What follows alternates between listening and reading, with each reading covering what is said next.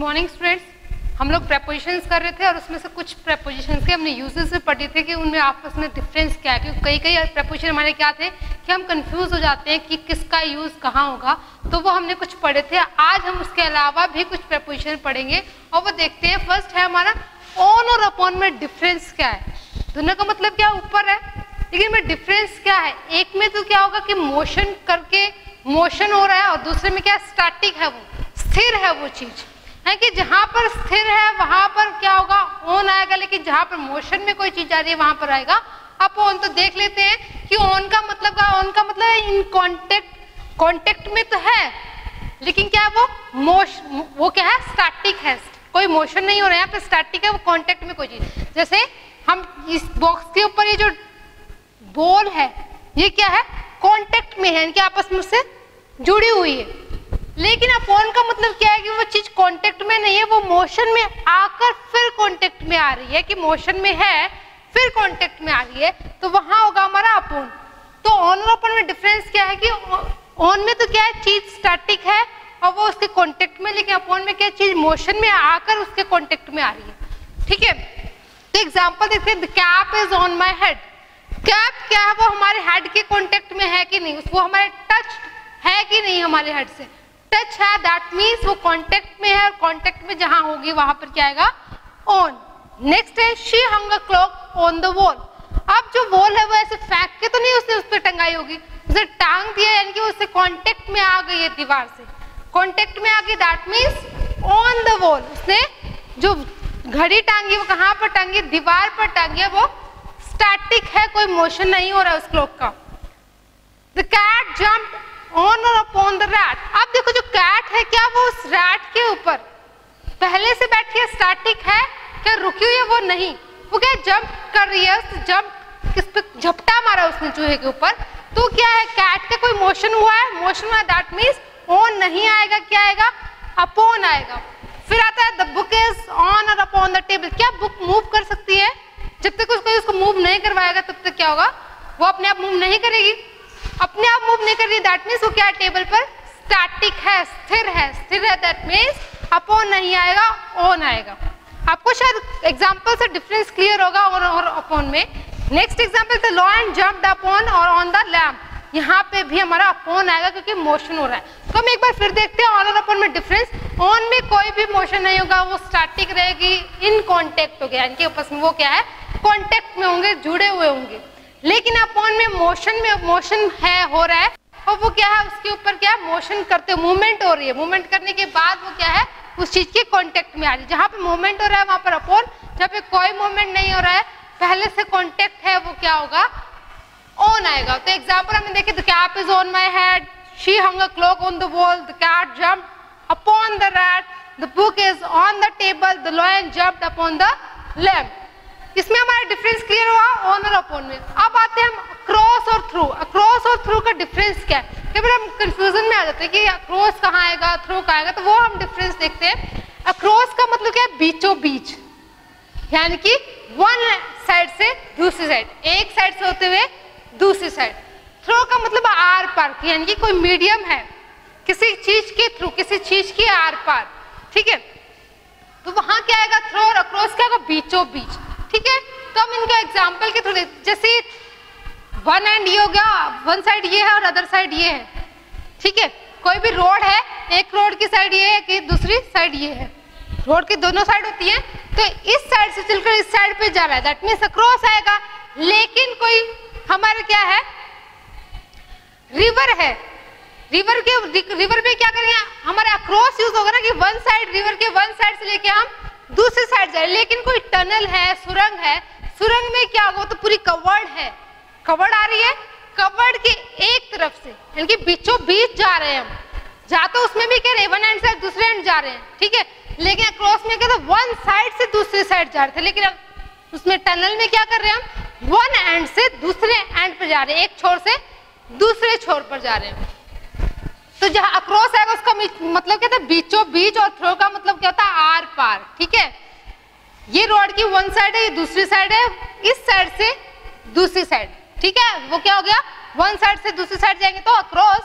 अब जहां पे मीडियम को यूज हो रहा है ठीक है, जहाँ पे कोई मीडियम यूज हो रहा है या फिर मूवमेंट को इंडिकेट कर रहा है वन साइड से अदर साइड में, वहां पर आएगा हमारा थ्रो। एग्जाम्पल लिखते हैं, आई swum across the river. Across the river मतलब बीचों बीच, वो इस छोर से लगा था और बीच में करते हुए क्या है दूसरे एंड पर पहुंच, बीचों बीच क्या है वो, the train pass through the tunnel. अब जो ट्रेन का है वो सुरंग के बीच से आर पार पास हो गई है, बाहर से बीच में कहीं सुरंग आई है वहां से वो क्रॉस कर गई उसको, तो वो वहां क्या आएगा, थ्रो आएगा। फिर आता है हमारा the message was conveyed to me by him through her. ये क्या है, ये मीडियम की, इसने क्या इंडिकेट किया, इट इंडिकेट्स मीडियम, मीडियम को इंडिकेट किया है इसने, यानी कि किसके थ्रू मैसेज पास हुआ है, किसने मैसेज पास किया, यहाँ पे मीडियम को शो किया है और यहाँ पे क्या था, वन एंड से दूसरे एंड तक जो मूवमेंट हुई थी उसको किया था। अब हमारे क्या है, अक्रॉस के हमारे और भी मीनिंग्स है, वो मीनिंग देख लेते हैं हम क्या है। अक्रॉस का मतलब था ऑपोजिट साइड में, opposite side, on the opposite side होता है हमारा अक्रॉस का मीनिंग। तो उसका एग्जाम्पल लिख सकते हैं, एक तो अक्रॉस का मीनिंग क्या था, बीचों बीच, दूसरा हमारा क्या है, ऑपोजिट साइड के सेंस में। जैसे कि एग्जाम्पल है, he is waiting for me across the road, he is waiting for me, waiting for me across the road.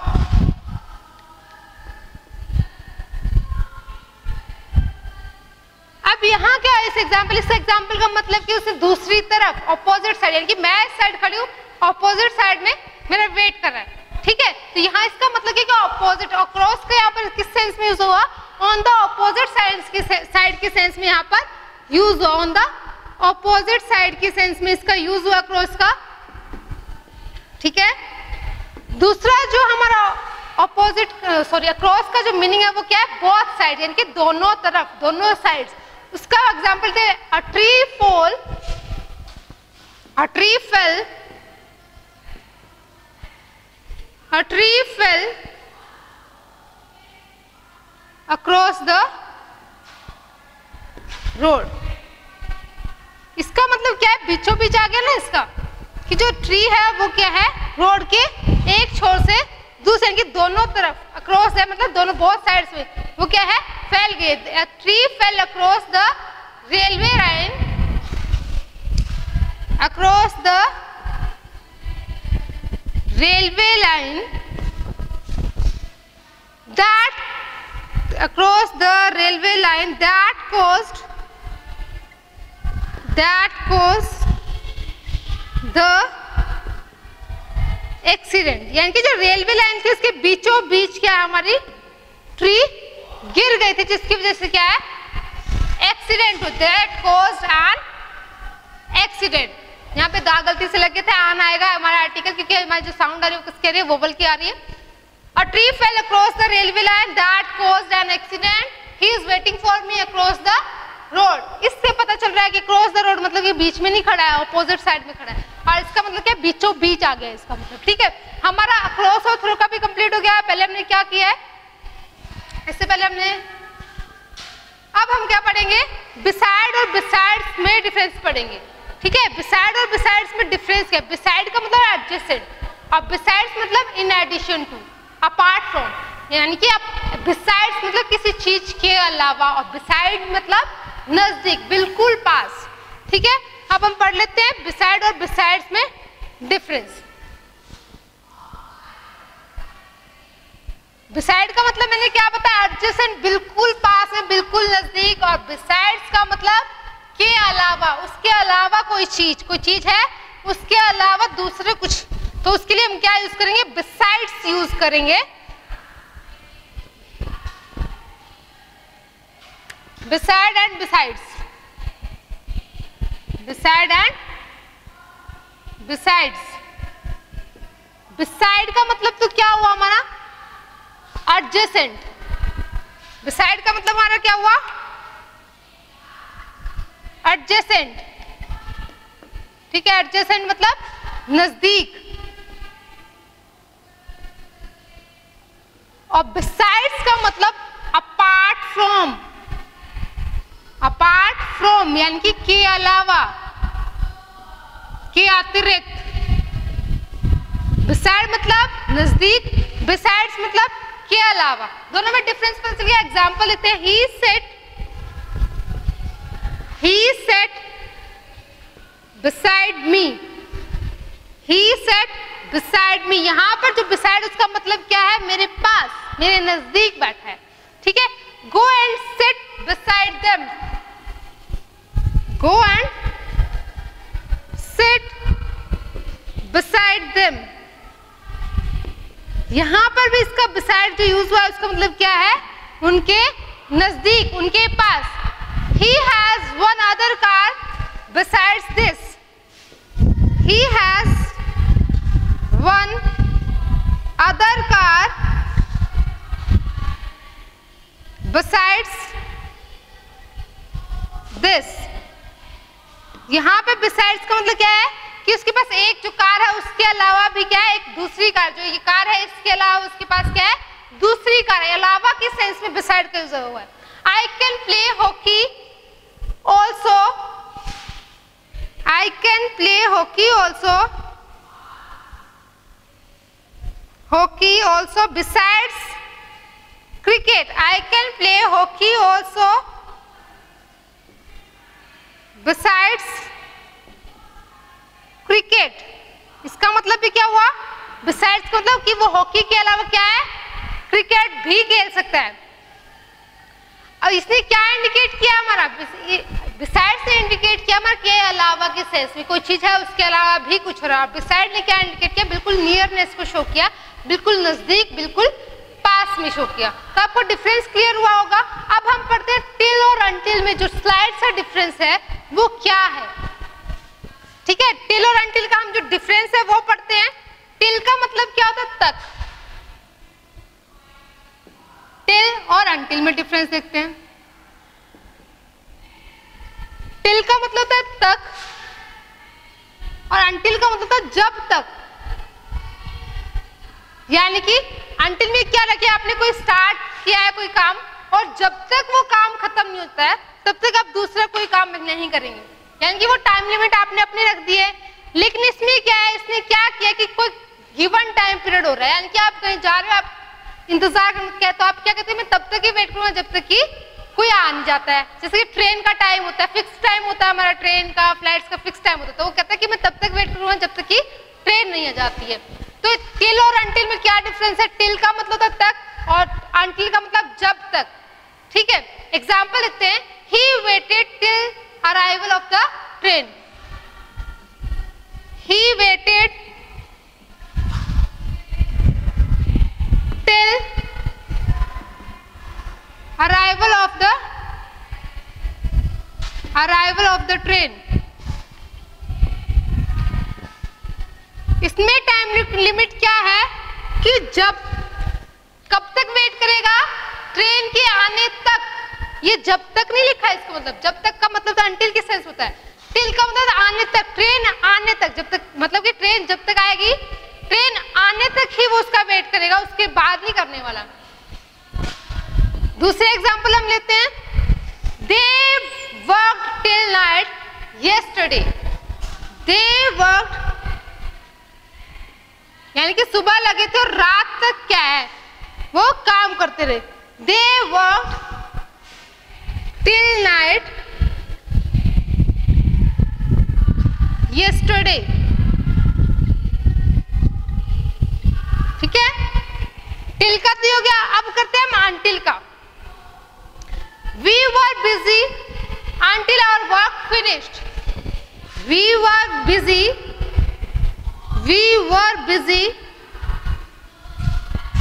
until our work finished। वो क्या करके हम बिजी थे, कब तक थे, जब तक कि हमारा काम खत्म नहीं हुआ तब तक क्या हम लोग बिजी थे। We were busy until our work finished। फिर है they won't go until he ordered, यानी कि वो कब तक नहीं गए जब तक कि उसने ऑर्डर नहीं दिया तब तक वो नहीं गए। They won't go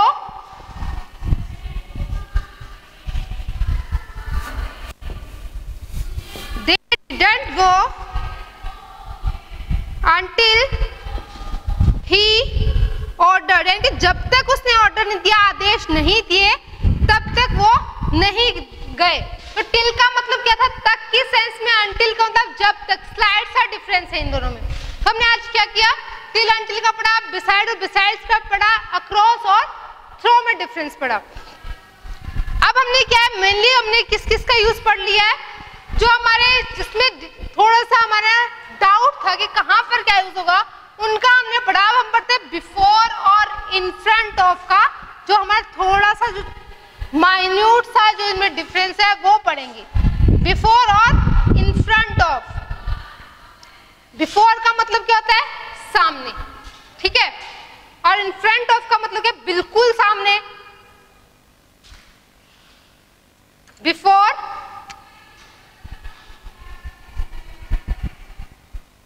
और इन फ्रंट ऑफ। बिफोर क्या इंडिकेट करता है, बिफोर हमारा टाइम पीरियड को भी इंडिकेट करता है और सामने की पोजीशन को, इन फ्रंट ऑफ के सेंस में भी यूज होता है। तो बिफोर को हम इन एडवांस बोल सकते हैं, यानी कि पहले, और एट एन अर्लियर टाइम की सेंस में, एट एन अर्लियर टाइम, यानी कि जो टाइम दिया गया उससे पहले, एडवांस में आ गया।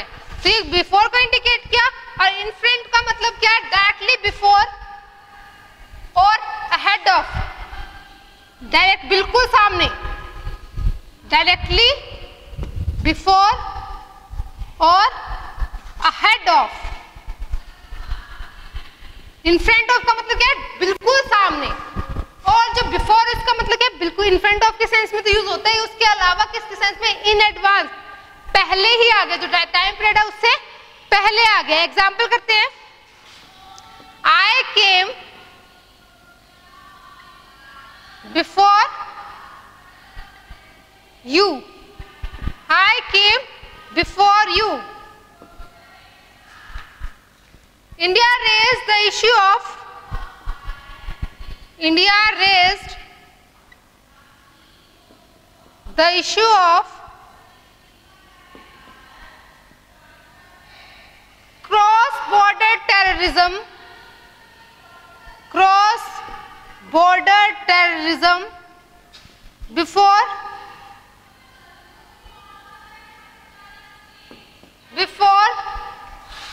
the UN,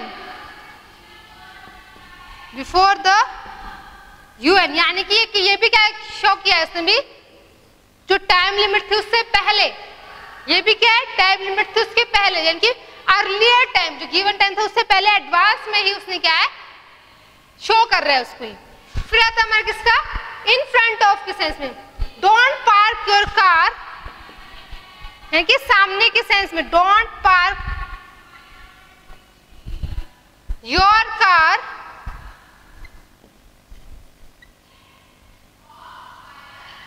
in front of my gate। ये आपने देखा होगा पार्किंग, जब जहां स्लॉट नहीं होता, कई लोग क्या कहते हैं अपने घर के आगे बोर्ड लगा देते कि no parking, that means don't park your car in front of, यानी कि मेरे हमारे गेट के सामने अपनी गाड़ी खड़ी नहीं करनी है। तो बिफोर और इन फ्रंट का हमने कर दिया। अब जब तुम सुबह प्रेयर में जब आप कुछ रिप्रेजेंट करना चाहते हो, कि कोई आप स्पीच देते हो, तब आप क्या करते हो, I am here before you, वो बिफोर यू के सेंस में यूज करते हो। तो उस बिफोर का मतलब होता है सामने, इन फ्रंट ऑफ और बिफोर दोनों ही आप यूज कर सकते हो। तो आज जो हमने पढ़े हैं प्रेपोजिशन की यूजेस, उसको आप क्या है आर्टिकल की उसमें एक्सरसाइज में आप यूज करेंगे, और कहीं डाउट हो तो आप कमेंट सेक्शन में मेंशन करेंगे। नेक्स्ट वीडियो में हम कुछ फिक्स्ड प्रेपोजिशंस के बारे में करेंगे। अगर उसके अलावा भी आपकी कोई प्रेपोजिशन रह जाती है तो आप कमेंट सेक्शन में मेंशन करना, हम वो भी करेंगे। Thank you students.